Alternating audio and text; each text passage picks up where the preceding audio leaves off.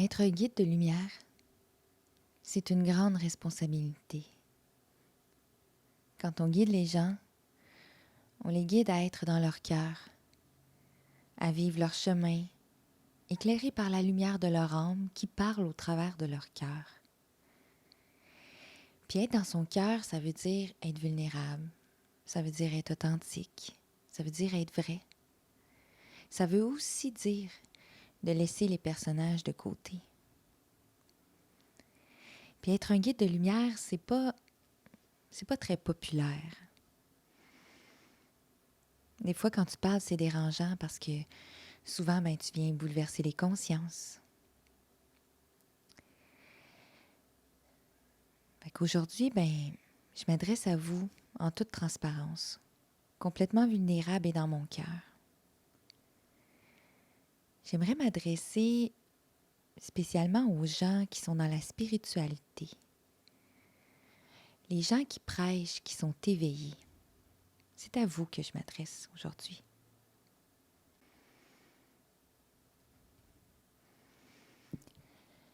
D'abord, éveillé à quoi? Éveillé à la tridimensionnalité, à la 3D en son système de matrice, à son système de fonctionnement, éveillé à la corruption, aux sociétés secrètes, aux recherches de pouvoir puis de contrôle de son élite. Vous êtes conscient de ce qui joue autour de vous dans cette matrice. Vous êtes éveillé et conscient. Vous êtes éveillé et conscient qu'on est des êtres multidimensionnels puis qu'on peut agir sur plusieurs plans. Ceux qui leur sentent leur multidimensionnalité, vous le savez, vous le sentez, vous le vivez. Mais c'est exactement de ça que j'ai envie de vous parler aujourd'hui. La multidimensionnalité, parlons-en. Ça le dit directement dans le mot. Multidimensionnel. Il n'y a nulle part là-dedans où ce qu'on mentionne qu'on va enlever la matrice 3D, là.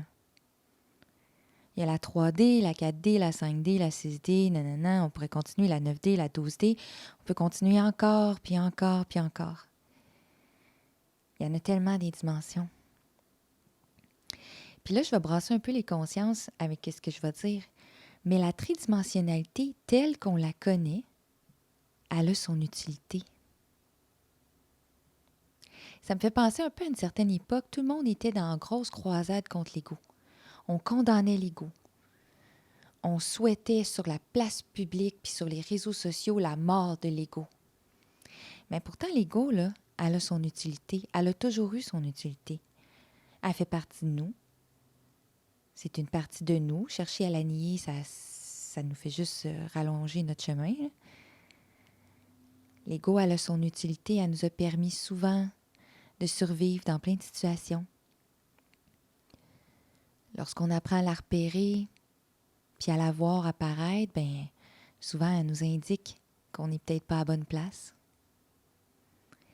Puis on pourrait développer longtemps sur l'ego, mais c'est pas ça le sujet d'aujourd'hui. Simplement mentionner que l'ego est là pour une raison. Elle a sa raison d'exister. Comme la tridimensionnalité. La 3D, elle ne possède pas toutes les compétences requises pour créer d'une façon optimale. Oui, c'est vrai. Mais sa densité, qui est lourde, puis ses vibrations qui sont basses, ils ont leur utilité. Pourquoi qu'on se serait incarné exactement ici, en 3D?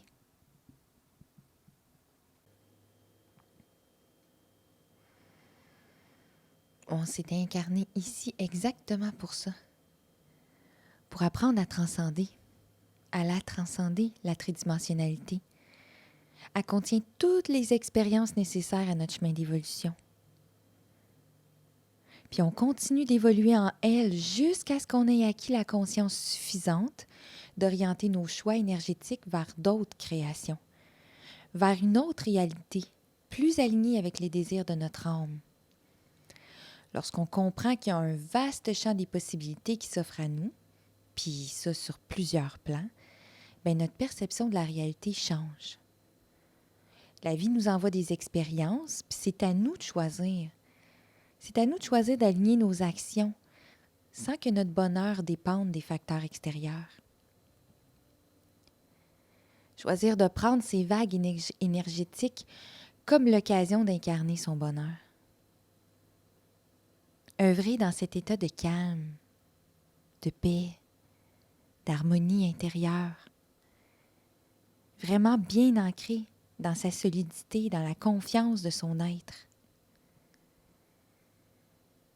Parce que la réalité que tu choisis d'observer, tu ne fais pas juste l'observer, tu crées en même temps. Donc, si tu choisis d'observer autour de toi la méchanceté, le manque, c'est aussi ce que tu appelles à créer encore davantage de ces vibrations dans ta réalité. Puis tu sais, je l'ai déjà dit à plusieurs reprises, ce sur quoi tu focuses devient réel. Fait que si ton intention est portée constamment sur ce que les autres font, par exemple, tu crées par défaut une réalité qui n'est pas la tienne. Puis ça, là, ça peut devenir vraiment inconfortable à vivre. Tu sais, si tu prends du recul puis tu t'observes combien d'expériences tu crées par défaut. Donc, tu sais, le genre d'expérience que la vie t'envoie, que tu n'aimes pas vivre puis que tu te dis « Aïe, j'ai pas commandé ça dans mon expérience ». Il faut constamment se ramener, se rappeler qu'on est des êtres créateurs, qu'on est avec le désir de créer ici des expériences qui nous ressemblent, qui nous font vibrer. Personne n'aime subir sa vie. Créer par défaut, c'est inconfortable. Choisir ce que tu crées, c'est choisir de reprendre ton pouvoir créateur.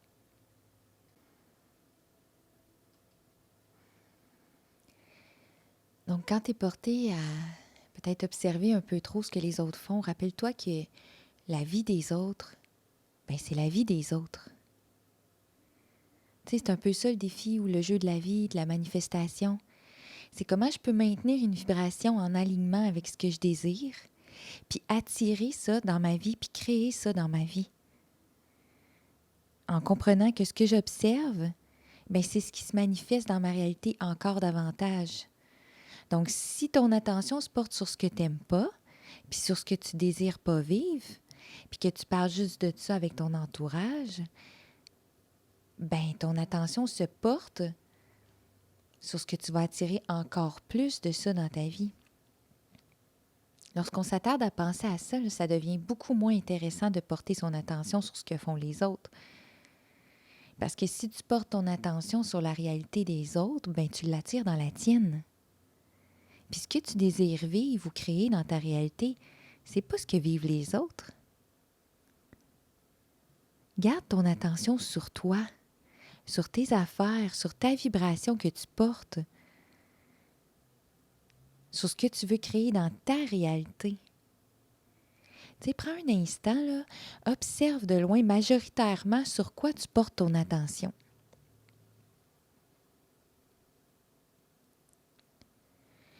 Puis est-ce que le fait de porter ton attention sur ça dans ta vie, ça crée du positif ou du négatif? Est-ce que ce sur quoi tu portes ton attention, c'est porteur d'une énergie lourde, dense, ou une énergie vibrante, légère? Puis tu sais, peut-être que tu dis, ouais, mais tu sais, ces choses-là sont réelles, ils existent, ça se produit présentement sous nos yeux, il faut en parler, Oui, oui. Parle-en dans la mesure où ce que tu souhaites que ça continue de se perpétuer dans ta réalité. Tu sais, parle-en le matin, le midi, le soir, partage des articles sur ton Facebook qui parlent juste de ça. Réunis-toi pour souper avec des amis. Parle-en autour d'une table, encore, puis encore, puis encore. Puis là, tu juges, puis tu commandes qu'est-ce qui est en train de se passer.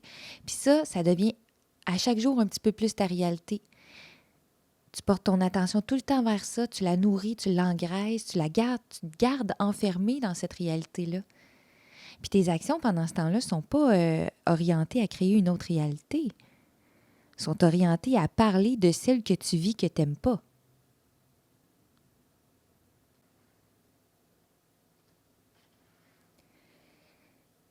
Puis oui, c'est inconfortable à vivre, c'est sûr. C'est pas ta réalité.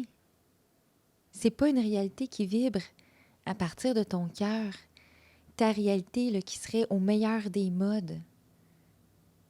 Pour ce faire, pour créer cette réalité-là, qui serait la meilleure pour toi, ton attention doit se porter le plus souvent possible à garder ta vibration élevée dans ton champ d'énergie, dans chaque geste, dans chaque parole, dans chaque intention. Puis quand ça va être ta vibration majoritaire, bien l'univers, elle s'aligne, tu es aligné avec les désirs de ton âme, tu es prête à recevoir ceci ou cela, qu'est-ce que tu vas avoir commandé. Parce que tu es déjà ça, tu portes déjà cette vibration. Fait que là, les choses se présentent avec facilité parce qu'on attire à soi encore plus de ce qu'on a déjà ou de ce qu'on est déjà. Tu sais?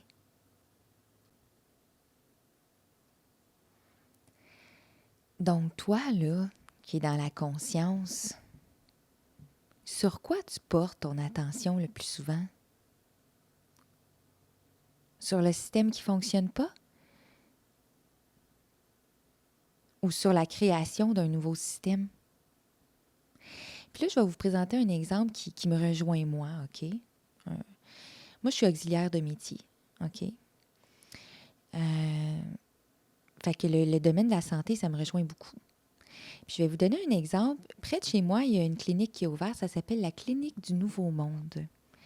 Puis ils ont comme créé un nouveau fonctionnement. Donc, il y a quand tu rencontres un médecin, en fait, tu rencontres 2 médecins en même temps. C'est un médecin de la médecine traditionnelle, puis un médecin de la médecine douce alternative. Puis, on t'explique ou on rencontre la pathologie qui a à répondre selon le cas.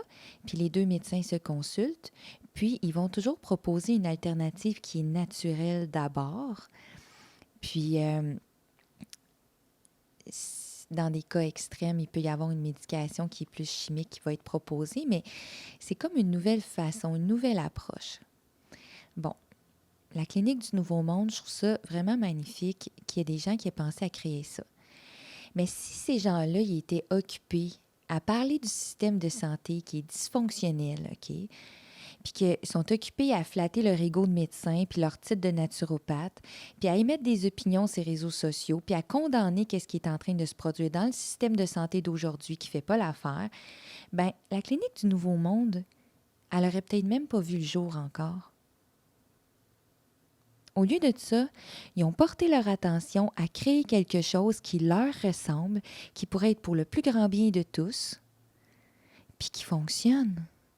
Puis ça fonctionne. Puis c'est appelé à grandir.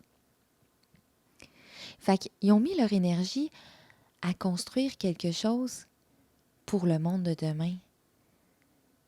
Oui, ils sont conscients que le système de santé est dysfonctionnel, mais quand même qu'on en parlerait pendant 10 ans, ça ne changera pas. Ça fait déjà 10 ans qu'on en parle, même probablement plus que ça, tu sais.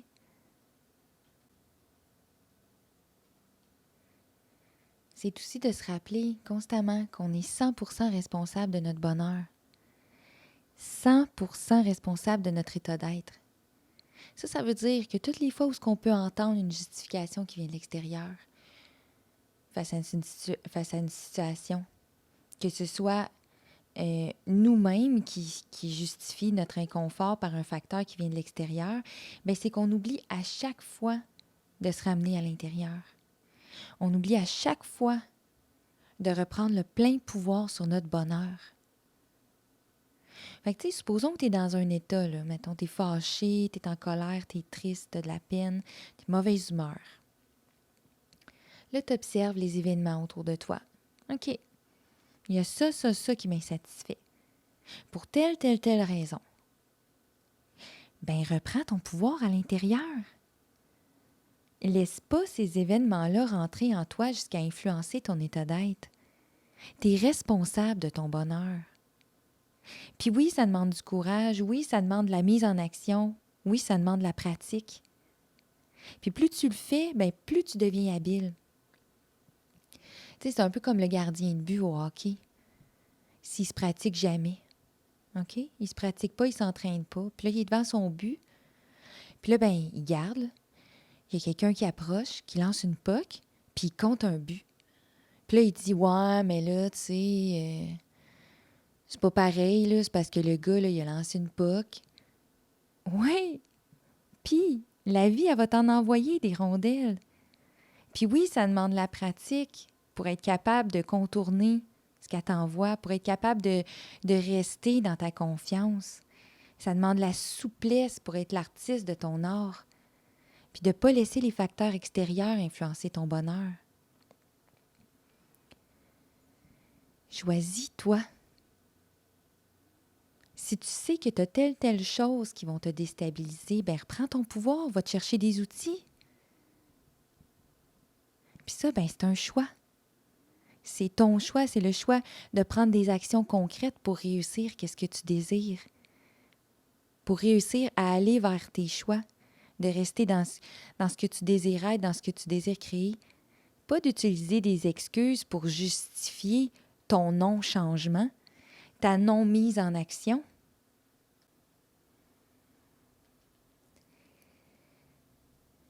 Parce que ça aussi, ça fait partie du chemin d'évolution. Apprendre à choisir. Apprendre à choisir ce qui est le meilleur pour toi dans ton évolution, dans tes créations. Puis parfois, ça peut prendre quelques années là, avant qu'on arrive à maîtriser le pouvoir du choix. Tu sais, qu'on arrive à choisir l'option qui est la meilleure pour nous. Avant qu'on arrive à déterminer avec beaucoup de rapidité quel choix qui est le plus élevé pour nous dans notre réalité, qu'on désire voir se manifester. Puis, tout le temps qu'on perd à juger l'expérience que les autres créent, puis à attirer encore plus de cette expérience-là dans la nôtre, ou qu'on cherche à rationaliser, ben tout ce temps-là, on n'est pas en train de créer la vie qu'on désire.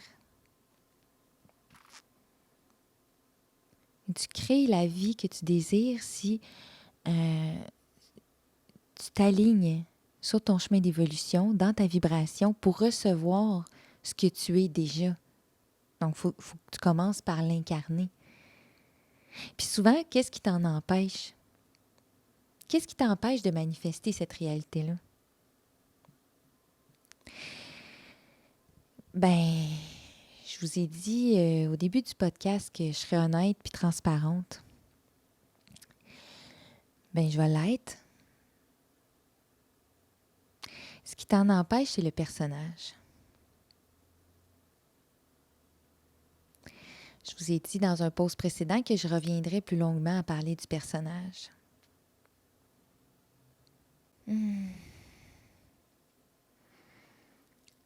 Ben, quand on vient parler du personnage, ça demande une grande honnêteté dans notre introspection personnelle. Vraiment d'être honnête envers soi-même. Parce que de toute façon, on va évoluer selon le niveau d'honnêteté qu'on désire observer sur soi-même. T'sais. Fait que si tu te mens à toi-même, ben ça se peut que tu tournes en rond juste un peu plus longtemps. T'sais. Fait que pose-toi la question, est-ce que le personnage que tu occupes dans ta vie, qu'il soit familial, professionnel ou même spirituel, t'empêche de venir créer dans ta densité matérielle quelque chose que tu voudrais qui se réalise? Je vais expliquer plus profondément, comme dans le sens, mettons, comme combien de fois tu vas nourrir le personnage? Combien d'actions est orientée à nourrir ton personnage? Fait que là, je vais nommer des exemples, mais tu sais, je vise personne en particulier. Là. C'est seulement que j'ai besoin de nommer des exemples, tu sais. Donc, on va prendre, ben, comme j'avais écrit dans le post, mettons, tu es une bonne maman cool, OK? Tu es contente d'avoir ce titre-là, tu te sens aimée, tu te sens reconnue. Puis là, ben, tranquillement, tu rattaches ta valeur personnelle au regard des autres, tu sais. Puis là, ben, tu vas te mettre à faire plein de choses pour conserver ton titre. Tu sais, peut-être lifter tes enfants, puis peut-être lifter tes enfants toute la semaine, puis les amis de tes enfants même, puis de jamais dire non, puis d'avoir plein d'amis à la maison. Puis là, de finir par perdre ton propre espace à toi, là, ton espace de bien-être. Tout ça pour qu'en bout de ligne, on dise « Hey, sa mère, à elle, est vraiment cool. » Ou maintenant, je vais donner un autre exemple. Tu es une bonne prof de yoga. Fait que là, il y a des gens qui viennent te voir et disent « Wow, tes pratiques sortent vraiment de l'ordinaire. Tes postures sont toujours différentes. Tu nous amènes des nouvelles perceptions. Wow, wow, wow. » Puis tu sais, jusque-là, tout est beau, là, tu sais. Là, tu te mets à faire 42 pratiques de yoga par semaine, à droite, à gauche, pour aller chercher de la nouvelle inspiration, puis des nouvelles postures.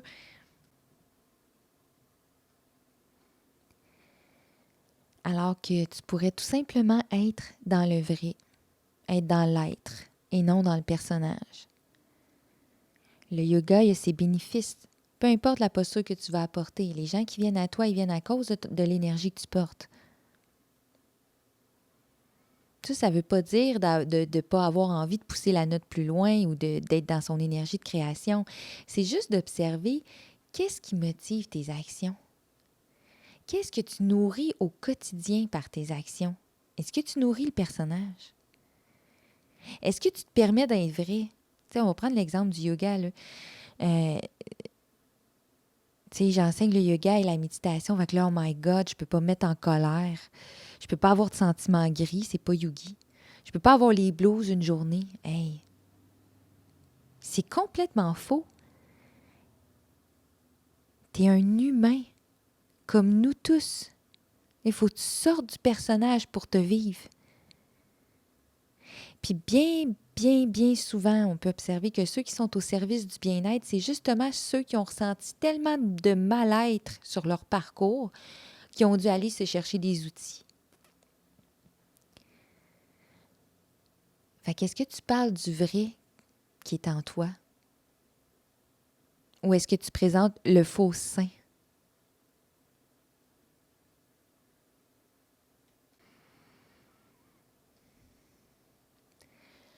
Un autre exemple de personnage. Le faux gentil, tu sais, celui qui dit tout le temps oui, là, mais que secrètement, patiemment, il attend quelque chose en retour. Un autre exemple de personnage.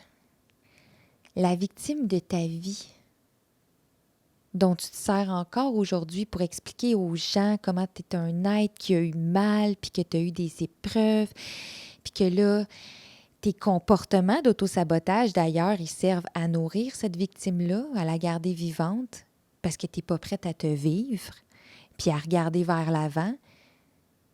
Tu n'es pas prête à accepter d'être aimée par l'infinie source d'amour qui découle de l'univers.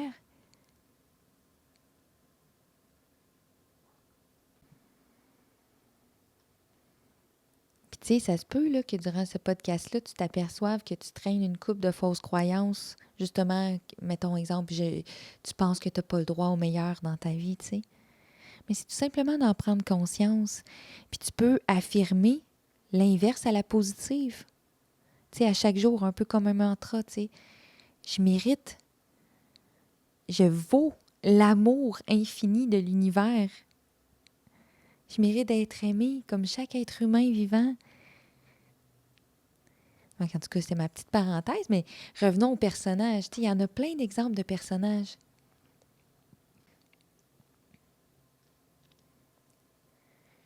Un autre exemple de personnage, la personne qui est spirituelle à l'excès sur les réseaux sociaux puis qui a comme fait de sa vie une dépendance aux likes puis sur ses posts, tu sais.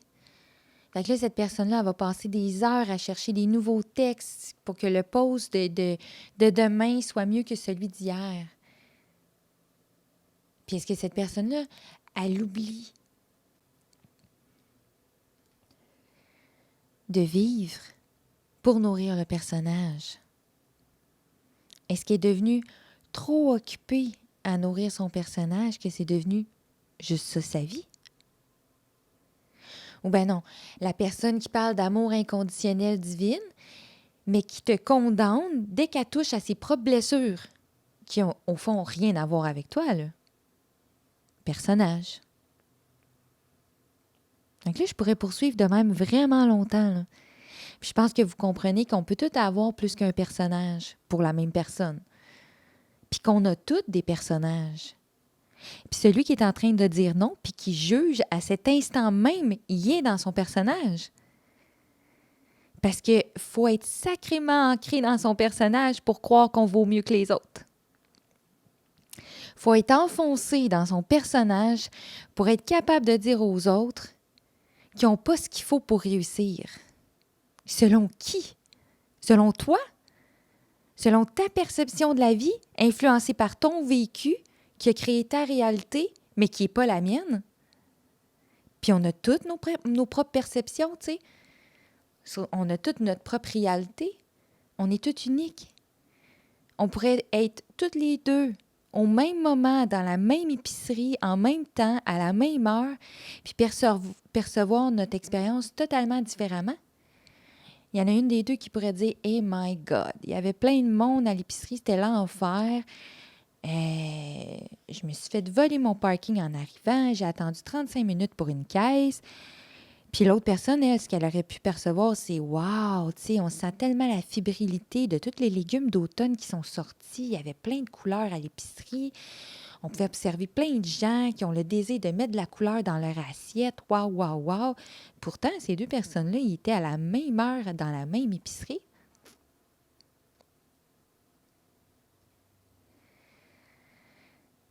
Fait que, tu sais, des fois, c'est de se rappeler que les perceptions sont propres à chacun.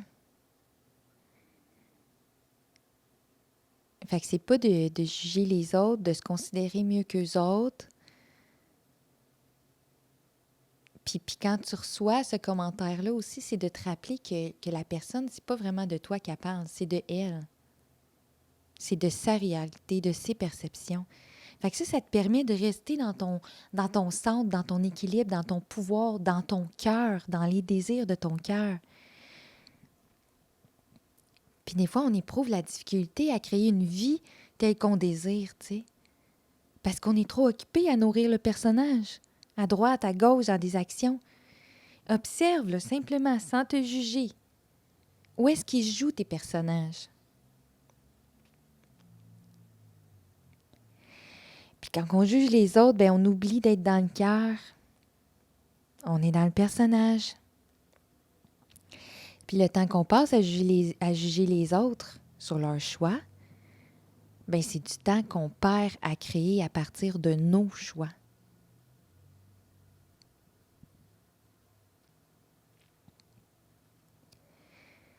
Fait que c'est vraiment de prendre le temps d'observer, vraiment sans te juger.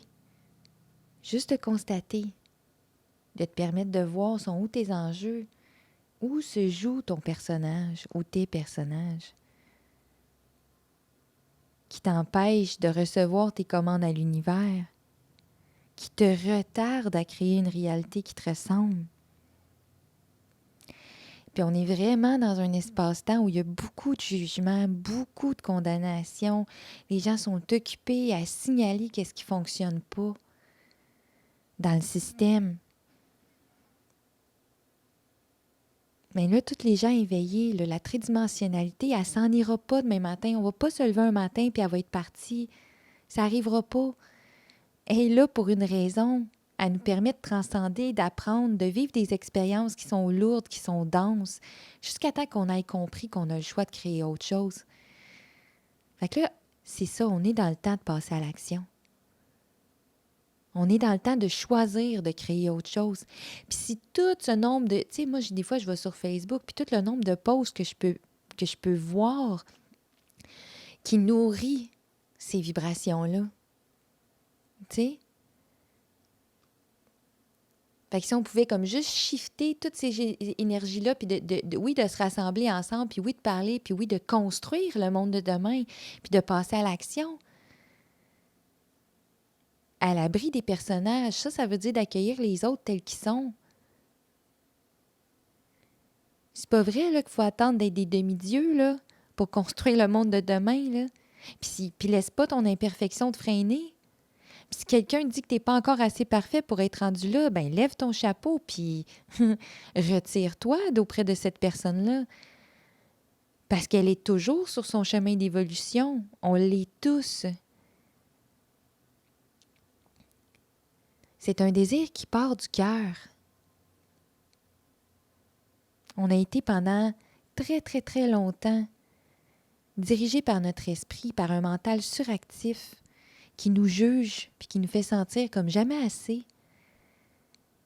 Là, c'est le temps de redescendre dans le cœur. C'est le temps de constater qu'on est suffisant, qu'on est assez. C'est le temps d'intégrer que tu es déjà ça, puis que tu as le droit au meilleur, puis tu as le droit à cette réalité-là. C'est le temps d'être un leader positif pour toi-même, d'avoir confiance en tes forces, en tes ressources, en ta capacité de choisir ce qui est bon pour toi. C'est plus le temps de remettre ton pouvoir là, dans les mains des autres. Combien de fois tu as eu des inspirations puis qu'il y a quelqu'un de profondément imparfait sur son chemin de croissance qui vient te couper les ailes puis te dire « Ah ouais, non, ça, c'est pas possible. » Ça, t'es pas réaliste là, dans tes plans. Là. C'est telle affaire. Puis, tu sais, son jugement, est-ce que son jugement te coupe l'inspiration? Si dans ton cœur, ça vibre, c'est pas parce qu'elle n'a pas été capable de le faire que toi, tu ne seras pas capable de le faire. Et reste authentique à toi-même, reste vrai. Entoure-toi de gens qui te donnent des ailes, pas qui te les coupent. Tu sais? Reconnais toi-même ta propre valeur. Puis laisse aller le personnage. Le personnage, il te garde par sécurité dans une réalité qui n'est pas la tienne, qui n'est pas optimale. C'est la tienne dans la mesure où ce que tu choisis de ne pas la changer, tu sais.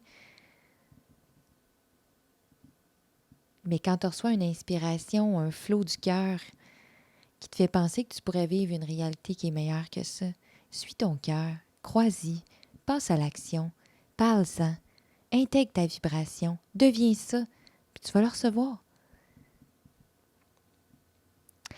Fait que c'était mon petit mot aujourd'hui. Fait que de mon cœur à ton cœur, je t'envoie plein d'amour. À bientôt.